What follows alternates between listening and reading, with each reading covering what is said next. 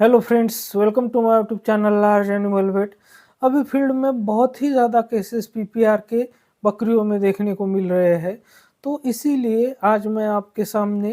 कुछ ऐसे टिप्स लेकर आया हूँ पीपीआर के बारे में, जिससे आप अपनी बकरियों को मरने से बचा सकते हैं। तो अगर आपने वैक्सीनेशन करवा लिया है अपनी बकरियों का पीपीआर के लिए, तो वो सबसे बेस्ट तरीका है, क्योंकि पीपीआर एक वायरल बीमारी है और इसका वैक्सीनेशन ही सबसे बेस्ट प्रिवेंशन है। अगर आपने वैक्सीनेशन नहीं करवाया है तो बहुत ज़्यादा बकरियों की मौत हो सकती है। तो इसीलिए उसको रोकना बहुत ज़रूरी है। तो पीपीआर की अगर हम भेड़ और बकरियों में तुलना करें, तो भेड़ के मुकाबले बकरियों में पीपीआर बहुत ज़्यादा सीरियस होता है और बहुत ज़्यादा केसेस बकरियों में देखने को भी मिलते हैं और इसमें मॉर्टेलिटी बहुत ज़्यादा होती है। तो अगर आपने वैक्सीनेशन नहीं करवाया है और अगर आपके पास 10, 20 या 5, 50 बकरियां हैं और अगर आपकी बकरी एक बकरी को भी उसमें पीपीआर हो गया है, तो पूरे चांसेस है कि आपकी पूरी की पूरी बकरियों में पीपीआर फैल सकता है और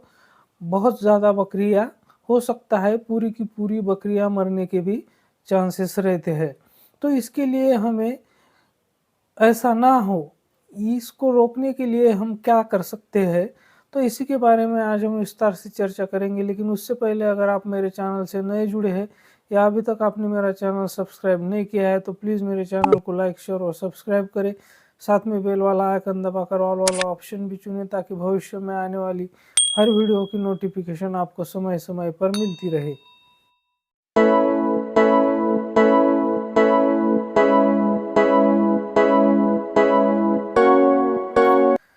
पीपीआर बहुत ही खतरनाक बीमारी है, जिसमें बहुत सारी मौतें हो जाती है बकरियों की। तो इसके लिए इसको गोट प्लेग के भी नाम से जाना जाता है और इसको बकरियों की महामारी के नाम से भी जाना जाता है। तो अगर आपने वैक्सीनेशन अपनी बकरियों का नहीं करवाया है, तो आपको कुछ सावधानियां रखनी होगी, जिससे आप अपनी बकरियों को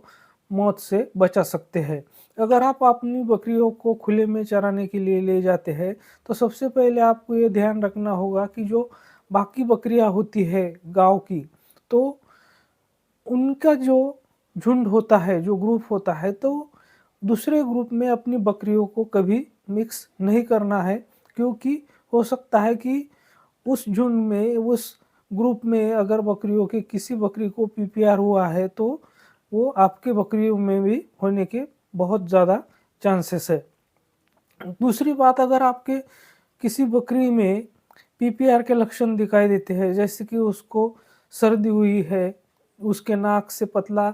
या गाढ़ा डिस्चार्ज आ रहा हो, उसको छींकें आ रही हो, खांसी आ रही हो, बकरी कम खा रही हो, ऐसा आपको लग रहा है, तो उसके आँखों से पानी आ रहा हो, तो उस बकरी को आपको तुरंत बाकी बकरियों से अलग करना है और उसको सेपरेट ही चारा पानी उसका बंदोबस्त आपको करना है। और बाकी बकरियों पर भी ध्यान रखना है कि आपकी बाकी बकरियों में कोई कोई और बकरी कम खा रही हो या सुस्त नज़र आ रहे हो, जिसका टेम्परेचर बढ़ा हुआ हो सकता है, तो ऐसे आपको बाकी बकरियों पर भी ध्यान रखना है। तो जो बकरी में आपको सिम्टम्स जैसे कि छींके आना, नाक से डिस्चार्ज आना, कम खाना, आँखों से पानी आना, ऐसे लक्षण अगर आपको किसी भी बकरी में दिखाई देते हैं, तो उसको सेपरेट करके उसका सबसे पहले ट्रीटमेंट करवा लेना है। तो ट्रीटमेंट में आपको सबसे पहले क्या करना है कि उस बकरी को जो सिम्प्टोमेटिक ट्रीटमेंट है, जैसे कि इसमें ज़्यादातर, अगर मैं मेरी पर्सनली बात करूँ, तो मैं पीपीआर में ज़्यादातर एंड्रोफ्लॉक्सेसिन का ही यूज़ कर सकता हूँ और बहुत अच्छे रिजल्ट्स भी मुझे उसके मिलते हैं। तो आप वहाँ पर इंजेक्शन एंड्रोफ्लॉक्सेसिन और उसके साथ साथ फ्लूनिक्सिन मेग्लूमाइन भी लगा सकते हैं, या फिर मेलॉक्सिकाम पैरासीटामोल है तो वो भी लगा सकते हैं। एंटीहिस्टामिनिक भी आपको जैसे कि क्लोरफेनिरामाइन मेलेट लगाना है और एक डोज आपको लेवेमिसॉल इंजेक्शन का लगाना है। तो वो 2.5 mg पर केजी बॉडी वेट के हिसाब से आपको सब कट लगाना है। जो कि उसकी इम्यूनिटी बढ़ाने में और उससे उस रोग से लड़ने की शक्ति देगा। तो इसके साथ-साथ अगर आपके पशु चिकित्सक रोज़ आकर उस बकरी का 3 से 5 दिन तक ट्रीटमेंट नहीं करा सकते, तो किसी ओनर को भी अफ़ोर्ड नहीं होता है, तो किसी पशु चिकित्सक के लिए भी कभी-कभी पॉसिबल नहीं होता है कि वो जाकर रोज़ 5 दिन तक ट्रीटमेंट करे। तो ऐसे केसेस में आपको क्या करना है कि